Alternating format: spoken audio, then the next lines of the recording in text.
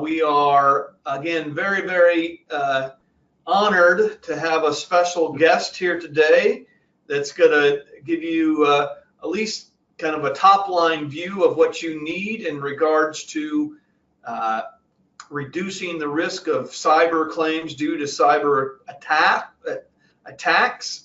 We have a question before we start. So Darren has a question. We hope to avoid the issues that Atlanta and Savannah experienced, okay? And I would assume you're going to talk kind of about that, right? I am. So Nathan, you want to kind of introduce yourself? Yeah, thank you, Dan. My name is Nathan Eisner. I'm the Chief Operating Officer for Sophicity. Anybody who's not familiar with us, we specialize in providing IT services to cities around Georgia and Southeast and actually the entire country.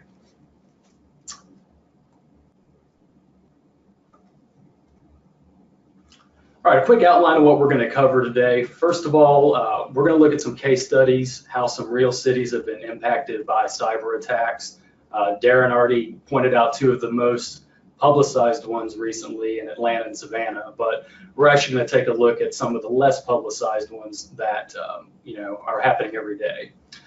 Secondly, we're going to dive into prevention, how you can prevent cyber attacks from affecting your city. What to do if your city does experience a cyber attack, and then finally, hopefully some takeaways you can walk away with after this webinar today. So jump in with questions anytime by all means, and without further ado, we'll go ahead and look at some case studies.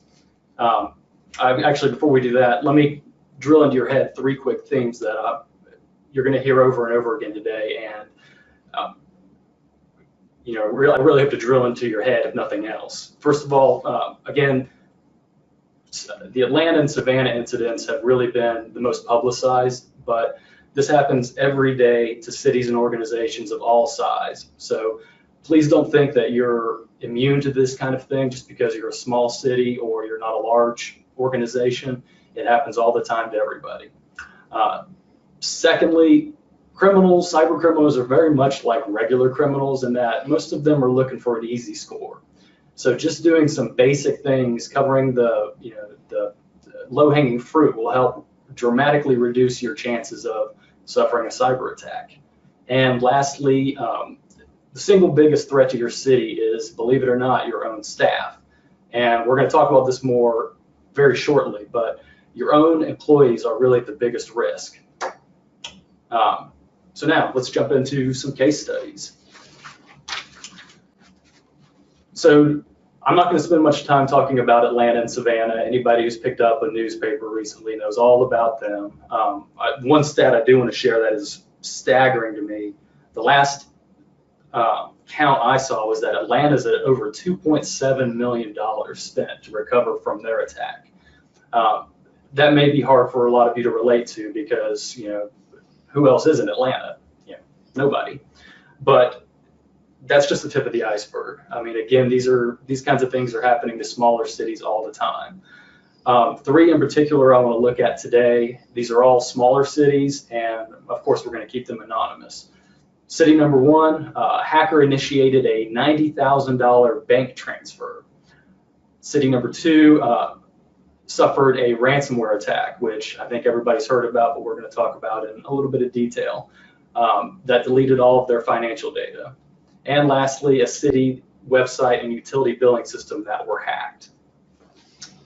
So again, how many ugly sweater contests can you have for $2.7 million? That's a lot, right? That is a lot, yeah, and I would love to see them actually try that. That'd be, as a resident of the city of Atlanta, knowing that my tax dollars are being spent to resolve this kind of issue, it's frustrating as a citizen.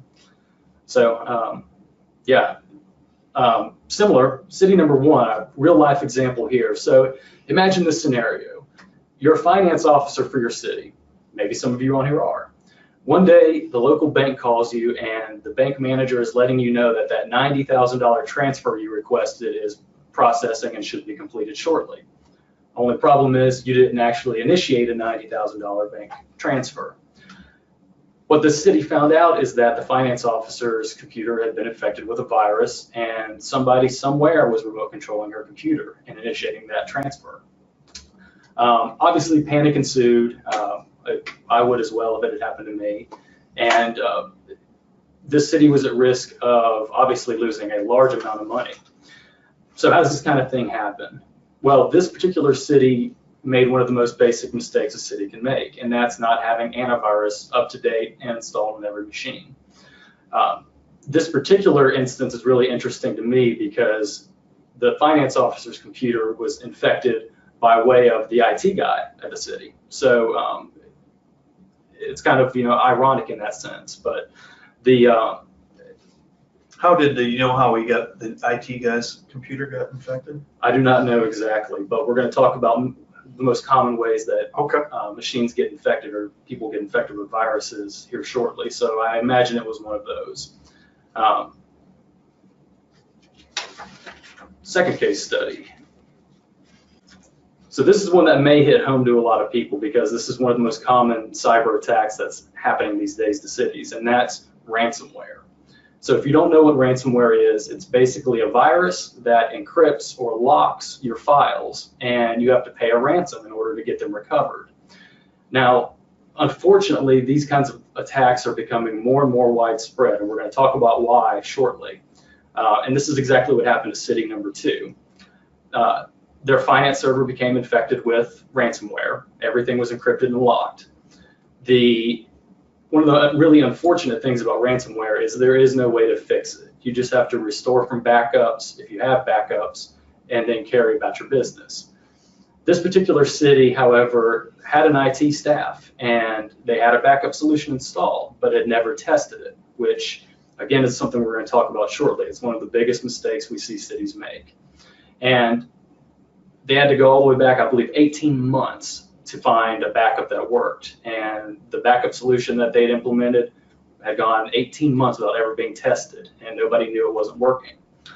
So the implications of this for the city is 18 months of finance data lost, which that in itself is bad, but consider also that losing this finance server meant they couldn't process payroll. They couldn't receive payments for utilities, taxes, whatever the case may be. When you're in danger of not making payroll, that obviously is going to get people, just employees and staff, really nervous. And if you don't have a way to receive revenue, that makes it even worse. So the implications here are far-reaching. And again, the important takeaway from this case study is that not only do you need good backups, you've got to be testing them. And we're going to talk about this more in just a few minutes.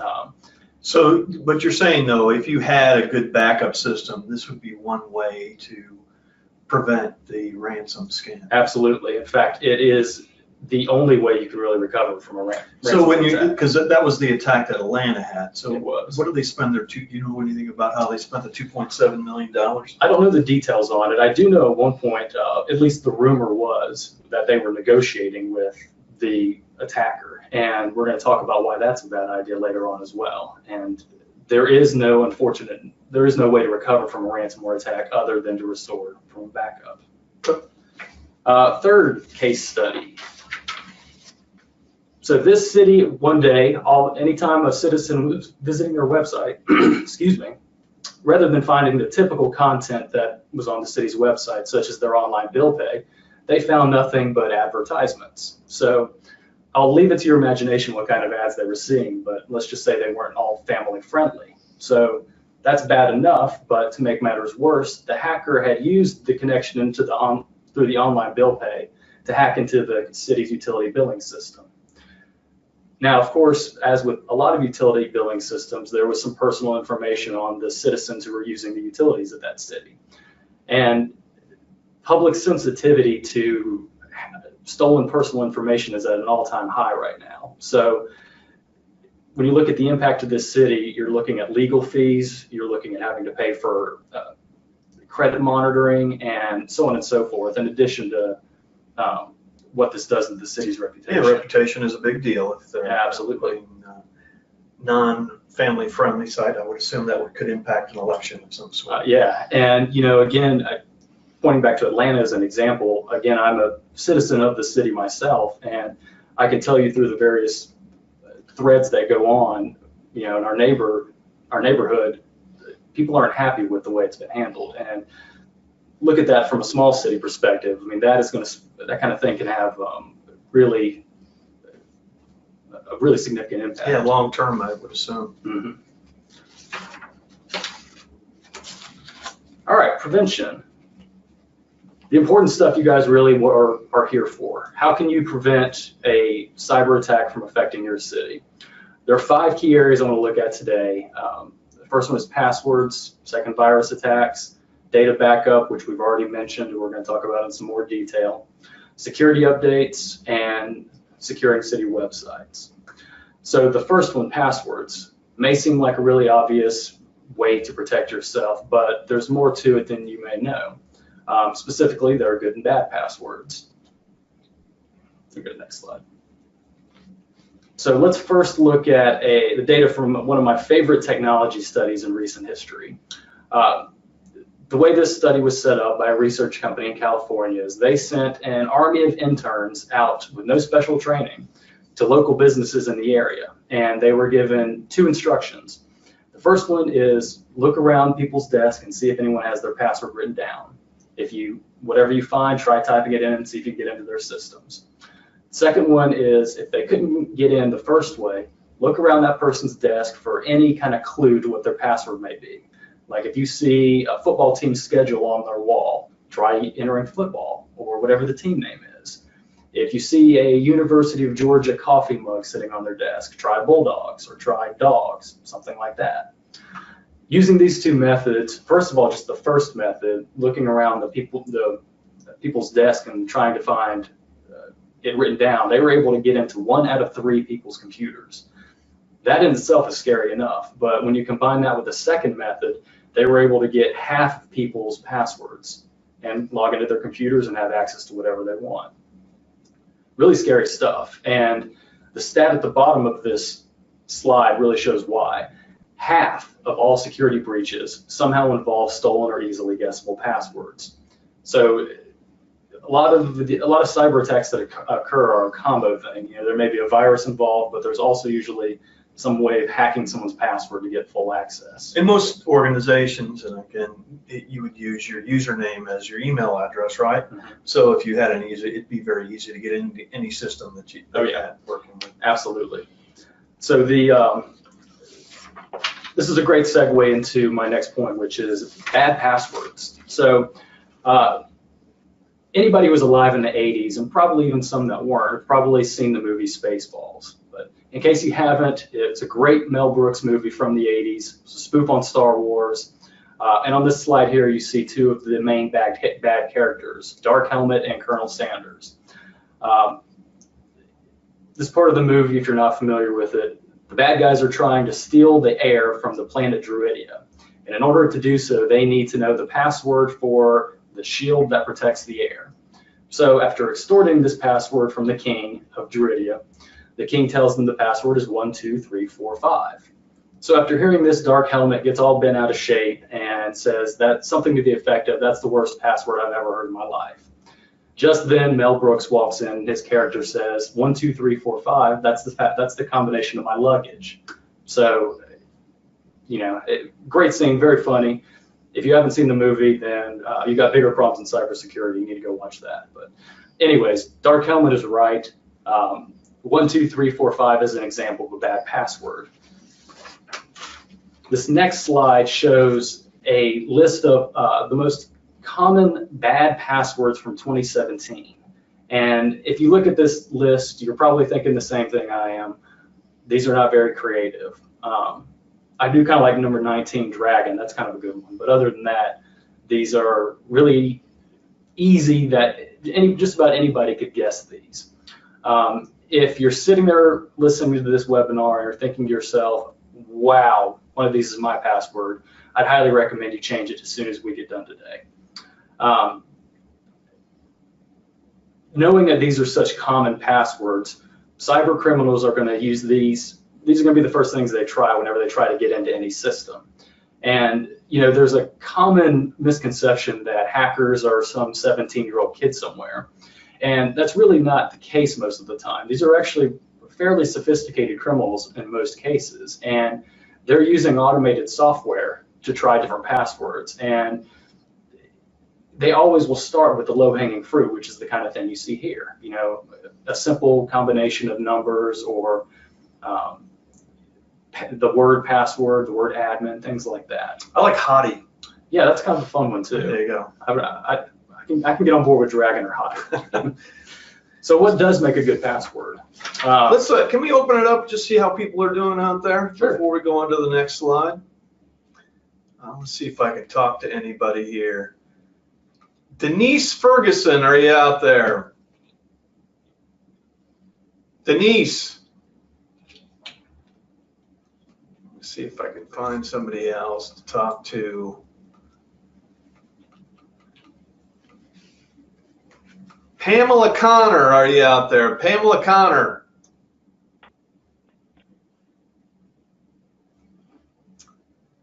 Okay, Pamela. Everybody must have their password secured. Everything. Let's see. Arnie Hobbs. Arnie Hobbs. Arlene. Oh, Arlene. Sorry about that. How you doing, Arlene? I'm fine. How are you? I'm doing great. So any of these passwords yours? Are you guilty of that? No, I'm not. Good. That's good to know. That's good to know. Any questions thus far? Anything you want to know? No. This is actually, I'm quite familiar with some of the information that's already been shared, so I'm doing pretty good. Good. Thank you, Arlene. And again, if you have any suggestions, don't hesitate to let us know. I'm sure Sir Nathan would appreciate that. So thank you so much for volunteering. And there we go. All right, so jumping back in, what makes a good password? First of all, I'm going to state the obvious, but in this day and age, you've got to have a password on every device. This means not only your computer, your laptop, whatever, but your phone. If you have an iPad or something like that, you need a password on there. In this day and age, there's no excuse to not have one. It's like leaving the front door open at your house. The best passwords are either passphrases or complex passwords. And what I mean by a passphrase is something like, Dan Beck is my best friend. So you can make a full sentence and make that your password. Length is as important as complexity. You know, a lot of people say they struggle with remembering the dollar signs and the exclamation points and all that in a complex password. But you can do it just as well with a sentence. You know, again, something like, my favorite pizza has pepperoni, whatever. Be creative, something you can remember. Two-factor authentication is a great way to protect yourself and your password. Two-factor authentication mixes in something like an app on your phone or a text message in addition to your password. Great way to help protect yourself, because even if somebody does know your password, if they don't have your phone or whatever that means of the two-factor authentication, they can't do anything. So if you have the ability to do that, I'd highly recommend it. I know it's a matter of convenience, but changing passwords regularly is a really good practice to get into. I'd recommend doing it at least a couple times a year. Some organizations will get more aggressive with it and do it every quarter, but you know, that's great if you're doing it. The more the merrier, but at least a couple times a year is a good practice. Again, I can say this because we are now best friends now, but and we've only been together for about a half hour, so that's pretty good. That's good progress.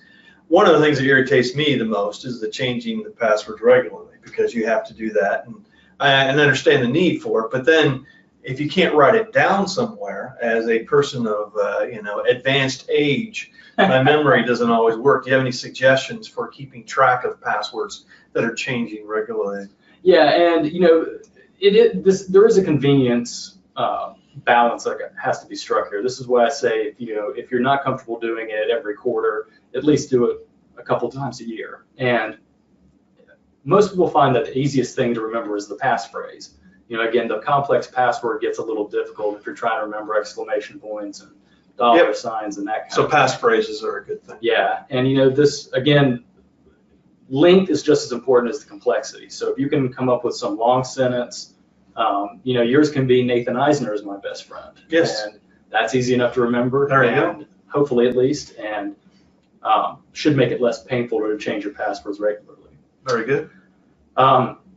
Again, if that study we looked at first struck a chord with you and you've got your password stuck to your monitor somewhere, I would take that down as soon as we get done with this, or right now. If your password was on that obvious list, I would change it as soon as we get done with this webinar. Again, this is a tremendous risk if you're using something like that. And the last one, another convenience thing that people really struggle with, but is a bad practice to get into, and that's checking that little remember password box at the bottom of any application or website. If you check that box and save your login information, that's like leaving the key in your front door when you walk out in the morning. I know it's a little bit more work to enter that password every time you log in, but it's going to keep you far more protected. All right, shifting gears a little bit to viruses. So what exactly is a virus? I mean, everybody hears this word, but do you really know what it is? Simply put, a virus is a software program or app, just like Microsoft Excel or Angry Birds on your phone. The only difference is that it's got ill intentions. The purpose of a virus is to corrupt, delete, or steal. Other than that, I mean, it's just like any other program. It has to be distributed via some kind of medium like email, social media. A lot of people are surprised to hear this, but you can get infected with a virus just by visiting a website. These are the most common ways. So just clicking on any website, you could be infected, even if you don't. So if somebody's sending you a link, then you need to know what the link is. Yeah, and you know, this can be a whole workshop in itself, but the internet is not really good about policing ads on websites. You know, a lot of people will just sell ad space and not pay any attention to what ads are being put there. You know, essentially they're just selling a link. So what comes up in that link can be a lot of things. So less reputable websites are usually more risky.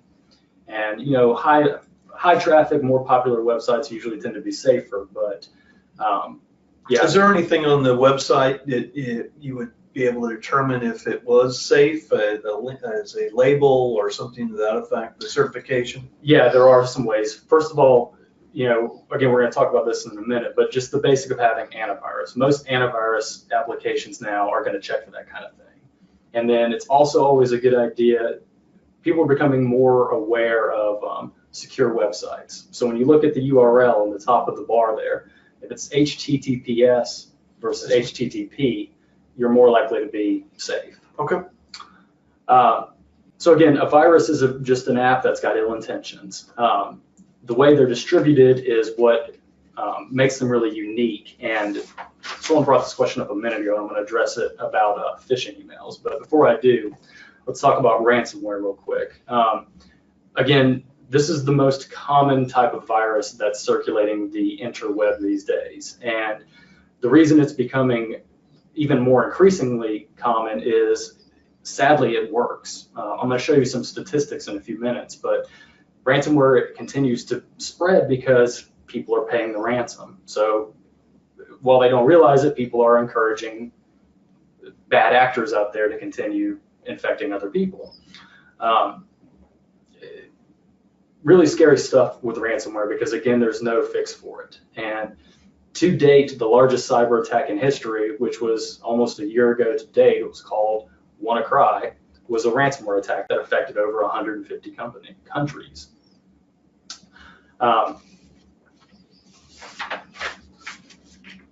So we're touching on how viruses spread. So somebody asked a question a minute ago about phishing emails and how these were becoming a problem. Yes, those are a problem for a lot of people. And the scary thing about phishing emails is that, as you see it from the stat on this slide, 93% of them now, according to studies, are spreading ransomware. If you're not familiar with what a phishing email is, it's an email that is, it's trying to entice you to click on a link or open up an attachment. So these things are carefully crafted sometimes to look like they're coming from a legitimate source. And one of the scarier things about the world we live in today is that there are bad actors out there that are getting really good at crafting these emails to look legit. So the best thing I can tell you to do there is, we're going to talk about some tips in just a second, but be very, very careful about any email you get. Look for things like misspelled words, broken English. If you get a link in that email, run your cursor over it and see if the link matches what you're expecting. These are all things you can do really easily to avoid.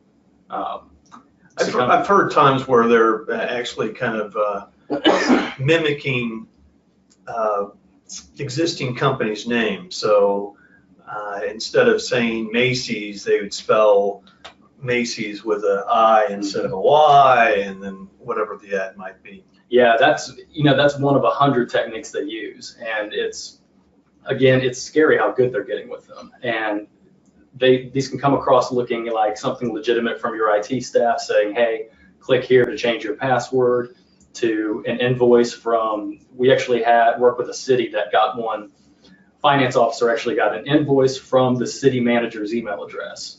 That was ransomware. And that's how targeted these things can be and how sophisticated they are. So what do? Again, for the phishing emails, look for broken English, look for misspelled words. If you see a link in there, before you click on it, run your mouse cursor over that link, and whenever it shows where it's going, make sure it matches what you're expecting. If you're looking at an email from Google saying you need to change your Gmail password, and you run your mouse cursor over that link, and instead it takes you to Joe's Surfboards, then obviously that's not legit. And if ever in doubt, I know it's a convenience thing, pick up the phone and call the person who sent it to you and say, hey, Dan, did you really send me this email? And if you don't recognize the name, right, that's another big yeah, one. if you don't recognize the name, play it safe. I mean, don't risk it. It's not worth it. So again, what we can go back to that. Yeah. So how you can protect yourself from viruses? Again, very basic stuff as far as you got to have antivirus software on every machine. And I'm stressing every here because one of the common mistakes we see cities making these days is they'll think they can save a few dollars by not putting antivirus on a machine that's rarely used. So, think if you've got a laptop in your council room that only gets used once a month, you still need antivirus on it. If you've got a computer that's only used on court days, you still need antivirus on it because it's always those unprotected machines that end up being the one that bites you. Fairly obvious, but always make sure that your antivirus is being kept up to date, definitions, that kind of thing. Make sure your computers are fully patched, which we're going to talk about security updates in a minute and what exactly patching means. And most importantly, above all else, training your staff on how viruses are spread, how they can get infected. This goes back to one of those themes I mentioned at the beginning of this webinar. And this is the very best way you can protect your organization. Train your staff on what those phishing emails look like. Help your staff understand that free software is dangerous. Very little in this world is free, and if you're downloading free software, there's a reason. They're going to make their money somehow, and usually it's by spreading adware or something like that. And of course, we talked about websites. Be careful about websites you're visiting on work time. If it's not business related, it can be risky. All right, data backup. So this is one of, I think, probably the most important function of IT, and interestingly enough, it's one of the most overlooked. At Sophisticity, one of the things we do for cities is our backup audits, and we have never, not one time, had a city pass a backup audit the first time. There's always something that's not being done, something not being tested. Excuse me. And this always ends up being the weak link and what ends up, biting you in the end. So on this slide, you see a list of questions you can ask yourself, and this is a great starting point for any city. First of all, are you backing up your data? And if you're not, then start there. What data is important to your organization? If you're not sure, back up everything. Better to be safe than sorry. Really honestly think about how you would function if you were to lose, say, your utility billing system, your police record management system, whatever the case may be. Not only because you need a plan for how you would deal with that, but also it will help you realize what you need to do for a backup strategy. And how frequently are you testing? This is the thing that is most overlooked with cities and organizations in general, that I see all the time, is not testing your backups. When you say you're testing, what are you testing for a backup? What's that mean? It's one thing to actually back up your data, but can you actually restore it, and is it good? Just because you see your backups working, it doesn't mean that. So you just need to be able to testing to be able to recall that data at a certain point in time. Exactly. Yeah. And again, within the backed up data, there needs to be a firewall between the backup and the live data. Is that true? So that doesn't get infected? Not necessarily. There are ways that you can protect that backup data, which we're going to talk about here in just a second.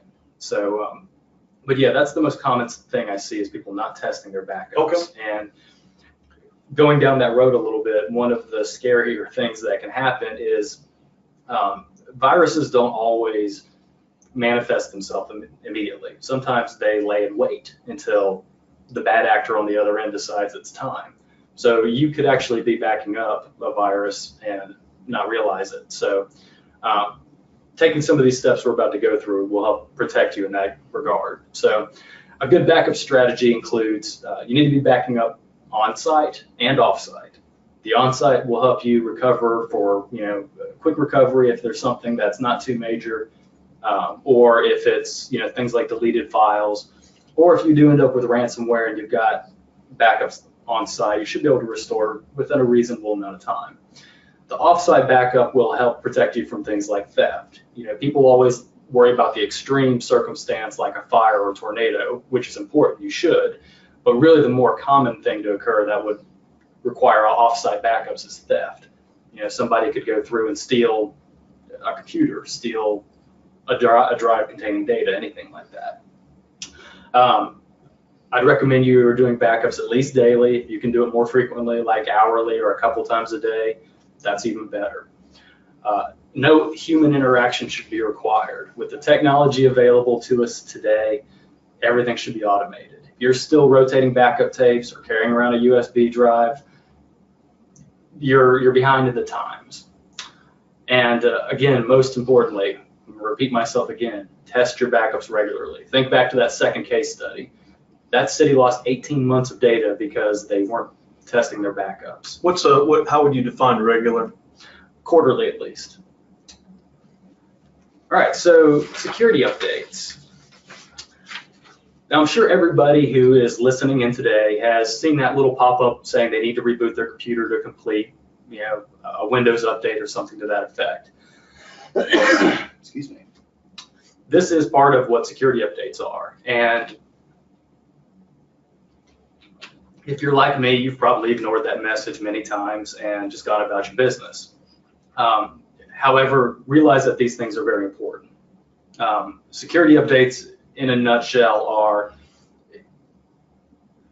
everything from an operating system to an application like you see Adobe as an example given in this slide, to your police record management system. All of these systems are, the people who developed them, unfortunately, don't know that some of the flaws in the software exist until a bad actor somewhere figures it out. So the way this is addressed is by releasing a security update, or a patch, it's commonly called. So if you're not patching, if you're not letting these security updates install whenever they're released, you're leaving those holes wide open. And there's going to be a stat here on the next slide in a minute that's going to give you an indication of how serious that is. But that is one of the most common ways that cyber attacks occur now, is people exploiting unpatched machines. In fact, I mentioned that WannaCry cyber attack from last year, which again is to date the largest cyber attack, most widespread in history. That was all due to unpatched machines. Another one that people have heard about in the news, I'm sure, is the Equifax security breach from last year. That also, which affected 143 million Americans, That was caused by failing to do security updates. Read the next slide. So again, one of the most important things I hope you take away from this webinar today is let those patches run. You know, whenever that little notification pops up saying you need to reboot your computer or there are updates waiting to install, let it happen. You know, at the end of the day, maybe just click on it and let it run while you walk out the door. It can do its rebooting, whatever it wants to do while you're gone for the day. But it's very important that you're letting that complete. If you've got servers in your organization, make sure you've got an IT resource patching these. And end-of-life applications and systems. This is an important one. So whenever a software provider declares something to be end of life, that means that they are no longer going to be providing updates for it. So that means anytime a hole is identified, nothing's going to be done with it. A great example of this is Windows XP. So as you may or may not know, this was declared end of life a couple of years ago by Microsoft. And whenever that end of life date came, they stopped plugging any of those holes that come up. So this is, if you're still using anything that's been declared end of life, you're really leaving yourself open to attack. And this goes beyond just operating systems, you know, your Windows, whatever, but think about your utility billing system, or again, your finance system. If you know if there's been an upgrade that's available that you've been avoiding for a while because you know it's a little expensive, it's probably going to be worth the time to take a look at, because the alternative is you're leaving yourself open to some kind of an attack. It sounds potentially like the companies might be having their own little ransom process. It's true, yeah. And you know, again, one of the most frustrating things again about the world we live in is that the bad actors out there always seem to be a step ahead. Of course. And it's you know, it's the world we live in today. Oh, it is. We can't live without it. Yep. City websites. Couple things to think about here. So your city website or your organization's website, is it modern? And what I mean by modern is the technology. I mean, was it developed for you 10 years ago? If it was, then it's probably using some technology that's really outdated and at risk for a security breach. Is your website's content current? Meaning, if something did happen to it, would anybody know? I mean, do you look at your website and actually pay attention to the content? If not, you need to be. And most importantly, is your website secure? One of the most interesting phenomenon I see these days is that everybody seems to know somebody who can create a website. And that's great, but a lot of amateur website developers, you know, think it's okay to run a website out of their basement or something like that. And the risk there is that you end up not following security best practices and leaving yourself open to that third case study we talked about a minute ago. Do you have any model policies that a city could use in regards to regular maintenance or things they should be doing on a regular basis to ensure that these things are done? Yeah, websites specifically are a little bit of a different animal, because usually a website is not managed by the city. It's usually by another vendor. But as this next slide is going to detail, there are ways you can hold that vendor accountable. Okay. First of all, you want to make sure it's hosted by a reputable provider. And again, this means not in somebody's basement. It's perfectly fine if you want to have, you know, somebody you know develop a website for you, but make sure they're doing it the right way. Know where the website's hosted. Again, somebody's basement's not a good idea. It needs to be at a legit hosting location. Find out if it's been audited. This is a really important thing that, you know, will help identify if there is something wrong with this website's not properly secured. And follow the password rules we talked about earlier. You know, most of you, if you've got a website, you've got a way to edit the content yourself. Whatever you use to do that, make sure the account is following the password rules we talked about earlier. All right. So what happens if you actually do suffer some kind of attack? Three things I want to talk about here. The ransomware case specifically, because this is the most common question I usually get. Locking things down and restoring data. So ransomware, the specific case of that. Let me show the next slide. the question I always get is, should we pay the ransom if we get attacked? I'm going to answer that with a statistic. What you see here is mind-blowing to me. According to a report, last year in 2017, 45% of organizations actually paid the ransom. Of that 45%, only 26% of them got their files unlocked. That's 1 out of 4. I don't like those odds. And, you know, when you think about it, you're trusting a criminal here, and that's a really risky proposition. So, as we're going to talk about in a minute, the best approach if you do get a ransomware attack is just restore from your backup. If you don't have a backup, you're at the mercy of a criminal. And again, also it's worth pointing out that the reason these attacks are increasing in volume is because people are paying them. And it's not at all uncommon that if you pay the ransom, you get infected again. Of course. I mean, if you think like a criminal, you know the hole that you were able to exploit the first time, you know someone's going to pay, why not do it again? Yeah. And thus why Atlanta spent $2.7 million versus the ransom I heard was much less than that. Yeah. Yeah, and then it all comes back to preparation. That's the best thing you can do. So again, if you get attacked, beyond ransomware, any kind of attack, first of all, you need to isolate the infected devices or systems. And this is usually going to require an IT resource to help you narrow it down. But if it's a computer, you just got to unplug it and leave it until an IT professional can get their hands on it. That is the best thing you can do. It will prevent it from spreading to other machines, other devices, other systems. And it's really the only surefire thing you can do to keep it from spreading. Secondly, again, this will usually require an IT resource, but you want to identify the hole that was exploited and close it. So this can be any number of things. I actually worked with 2 cities this year that got ransomware through an unsecured channel for remote access. It was a combination of an unsecured remote access channel and not having complex passwords.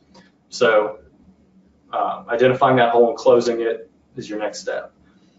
Change your passwords, and yes, I mean every one of them. So if every password of yours and everyone in your organization, if you suffer a cyber attack, you don't know what's been compromised, so you've got to cover all your bases. And lastly, take any kind of proactive measures that you're not doing already. If you don't check off everything from those 5 preventative areas we talked about earlier, go through them and make sure you're at least meeting the minimum requirements there. And lastly, restoring your data. So again, this goes beyond ransomware. Any attack, the only surefire means of getting back to normal is to restore your data. And I mentioned earlier that one of the scary things about viruses is that they don't always manifest themselves immediately. Again, sometimes they lay in wait until the person on the other end decides it's time, however they decide that. So you can mitigate whatever, you can use an antivirus solution to fix whatever's going on at the time, but you'd never know if there's still some remnants of a virus left behind. So again, your best option is just to restore from the most recent backup. If you're not backing up, then you're in trouble. So a few takeaways that I hope you guys can all walk away from today, at least with a few things in mind. Am I at risk? Is our organization at risk? Are some of the things that we've talked about today hitting close to home? Are you thinking right now about that person in City Hall who's got their password slapped to their monitor? Are you wondering if you've ever tested your backups? These are the kind of things that you need to be considering. Let's talk to somebody and let's ask some folks if they think they're. Hi, Diane, you out there? Yes. So, and you don't have to say this, but what's your thoughts about the presentation thus far? Do you have any questions? Do you think your organization is potentially at risk? Well, we've had 2 computers get it, and both times it was from people that were shopping. Okay. And then and we had ransomware, and we did not pay it, and we had to painfully restore their computers. And what ours seems to be is mostly operator error. Yeah, that's very much the case with, I mentioned in the beginning, one of the recurring themes that you're going to hear today is that your own people are your biggest risk. And shopping websites are a great example of ways people get ransomware. There are reputable sites out there for shopping that are fine. I think I use Amazon just about weekly, but not everybody uses a reputable website like that. And that's a great example of one that. So Diane, what did you do to control that particular risk? I mean, you had 2 people do that. What did you guys do? We've put on more layers of security of where they can go and where they can't. The problem is in the bizarre world that we live in, where you have to go look for some, weird part or something, it's sometimes harder for them to do what they need to do looking for something forward. But we just put on way more barriers that they couldn't go to sites that were deemed potentially dangerous. Okay, so you managed it from the back end, ensuring that they didn't have access to those sites. Did you do any training? Did you enhance your policy or do anything to that effect? Not more than screaming and yelling, but that was a lot of that. But and now we have to change our passwords. We didn't change our passwords regularly, and now we have to do it every 3 months. So that's stuck in the computer, so you can't get around it now. When's the last time that happened? One of those situations? Last year, probably in the beginning of the year. Okay. Thank you so much. Great story. Appreciate that. You get a gold star today. Yeah. All right, next takeaway. Is our technology dated? When I mentioned Windows XP a few minutes ago, were you thinking, ooh, we've got a few of those? If you do, consider upgrades. Are you rotating backup tapes? Again, like we talked about a minute ago, that's an old technology. If you're still rotating backup tapes, you've got risk. And if you've been avoiding upgrading your utility billing system, your finance system, anything like that, that could be really outdated, probably not properly updated since, it could be end of life, as we talked about. Hold on 1 second. Darren has a question. I have a go to a meeting, but have enacted most of the steps at some level, but this program really has valuable guidelines. Well, thank you so much for your comments, Darren. Thanks, Darren.